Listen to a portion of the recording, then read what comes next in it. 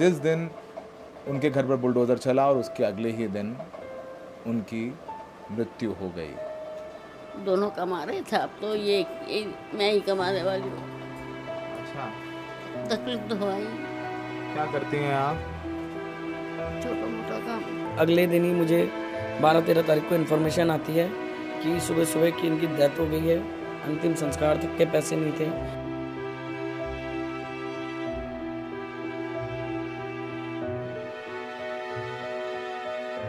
हर किसी के सामने रोए, गिड़गिड़ाए कि हमारे सारे डॉक्यूमेंट है, हमें घर दे दिया जाए। छोटी माइनर इशू के कारण इन लोगों को बेघर कर दिया गया। तमाम कहानियाँ ऐसी हैं जिनको बताने में भी इतनी तकलीफ़ होती है, लेकिन ये सच्चाइयाँ बतानी भी बहुत ज़रूरी है।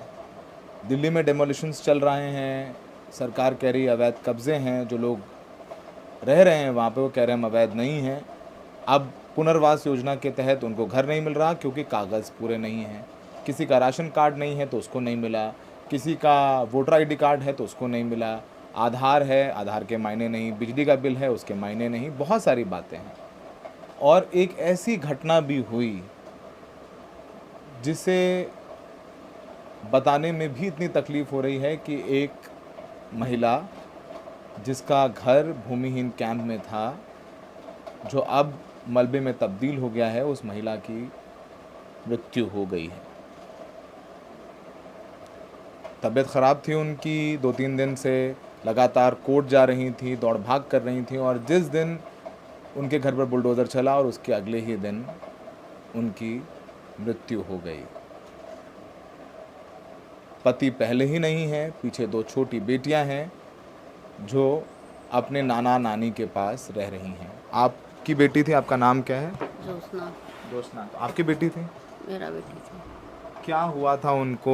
घर को लेके तकलीफ में थी, उनका घर टूटा? तकलीफ तो था ही, क्योंकि एक सहारा हो जाता तो मेरे पास ही रहता है ये। आपके पास आ गई थी? हाँ, उधर तो रह नहीं सकते थे ना, बच्चे लेके मेरे पास ही रहते। आपके पास रह रही थी? क्या घबराहट हुई उन्हें? क्या हुआ था? उसका तबीयत ऐसे पीला पड़ गया था। पीला पड़ गई थी? हाँ, पीलिया थोड़ा हुआ था, तो यही भाग दौड़ करना, ये करना, जाना कोर्ट जाना, ये करना है धूप में। फिर अचानक तबीयत खराब हो गया तो लेके गए हॉस्पिटल सफदरजंग। हॉस्पिटल में उनकी मौत हुई। किस तारीख को ले गए आप हॉस्पिटल? 11 तारीख को या 12 तारीख को? 12 तारीख को डेथ हुई? मेरे को तो गए 13 तारीख को डेथ हुई। उसको दो दिन पहले 11 तारीख को शाम को। और डेमोलिशन हुआ 12 तारीख की सुबह 3 बजे और उनकी मौत दिन में हुई। और इनकी माँ बता रही हैं कि वो लगातार दौड़ भाग कर रही थी, कोर्ट के चक्कर लगा रही थी, उसी में उनकी तबीयत ख़राब हुई और जब घर नहीं बचा तो फिर वो भी नहीं बची। कितनी तकलीफ़ है आप लोगों को? क्या पीछे उनके हस्बैंड भी नहीं है, सुन रहा हूँ मैं? बहुत तकलीफ है। अब तो दोनों कमा रहे थे, अब तो ये मैं ही कमाने वाली हूँ। अच्छा, तकलीफ तो हुआ ही। क्या करती हैं आप? छोटा मोटा काम। घरों में काम करते हैं? तकलीफ तो बहुत तकलीफ है। ये छोटी बच्चियां हैं जो स्कूल जाती हैं, इनसे हम बात नहीं करेंगे क्योंकि आप इनकी मामी हैं, आप इनकी भाभी हैं, आप इनके पिता हैं बिटिया के? नहीं, पिता नहीं है ना। पिता नाना हैं ये? आपके भाई? अच्छा, आप लोग परिवार के ही लोग हैं यहाँ पर। तो आपके भी हस्बैंड नहीं हैं? तो आपके भी हस्बैंड नहीं हैं, बेटी के भी हस्बैंड नहीं हैं, बेटी भी घरों में काम कर रही थी, ये भी घरों में काम करती हैं और घर भी नहीं है। बस ये एक छोटा सा माँ को मिला हुआ है घर, उसमें ये रह रही हैं। बच्चे स्कूल जाते हैं ये दोनों, कैसे करेंगी? कोई मदद सरकार से कुछ मिला है एश्योरेंस? नहीं, अभी कोई नहीं मिला, कुछ नहीं मिला ना। कोई आया बोलने के लिए, कुछ मदद के लिए, कुछ कुछ करेंगे करके कुछ नहीं मिला। बच्चों को कैसे पढ़ाएंगे अब? पता नहीं, आगे देखते हैं कैसे चलता है।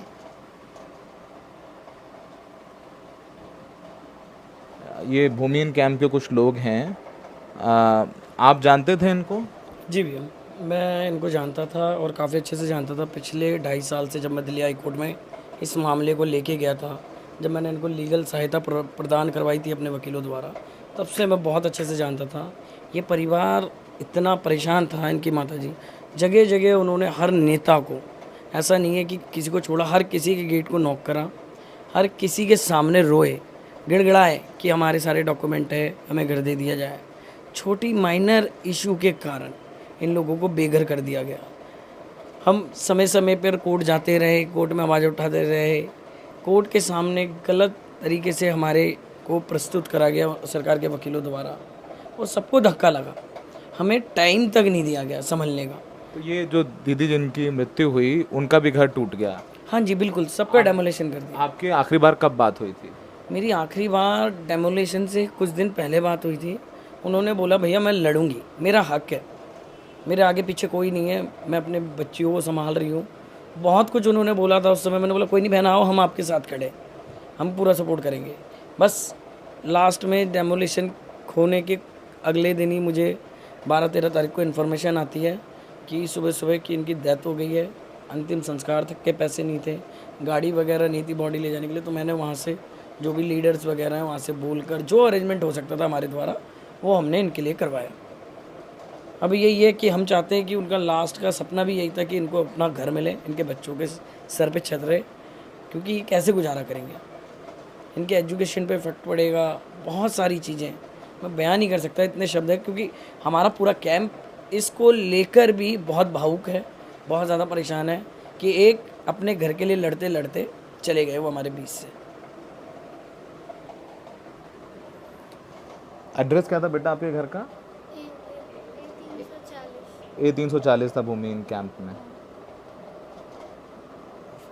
ये जो हकीकत है वो आपके सामने हमने जैसी है रख दी है। पिता नहीं है बच्चों के, माँ भी नहीं रही, नाना भी नहीं है, सिर्फ नानी है जो कुछ काम मिल जाता है इधर उधर वो करती हैं, घरों में खाना बनाती हैं। कैसे स्कूल जाएंगी, कैसे पढ़ेंगी वो हम नहीं बता सकते, हमें नहीं पता, पर तकलीफ़ बहुत ज़्यादा है।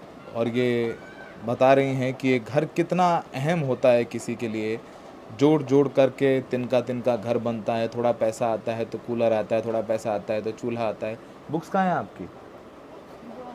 निकाल ली थी आप लोगों ने? कुछ सामान भी रह गया आपका वहाँ? निकाल लिया था ना आपने? कौन सी क्लास में पढ़ते हो आप? बोर्ड है आपका इस बार?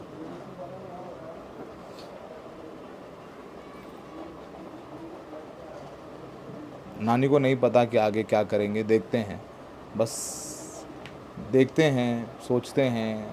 सरकार से कोई मदद नहीं हुई, बस यही है, उम्मीद लेके फिर भी बैठते हैं लोग कि कहीं से कोई मदद हो जाएगी। पता नहीं है, कोर्ट भी नहीं सुन रहा है, क्या इनको घर मिलेगा? मिलेगा तो कब मिलेगा? क्योंकि जिनका घर था वो तो लड़ते लड़ते चले गए। सहयोगी शायन के साथ सौरभ।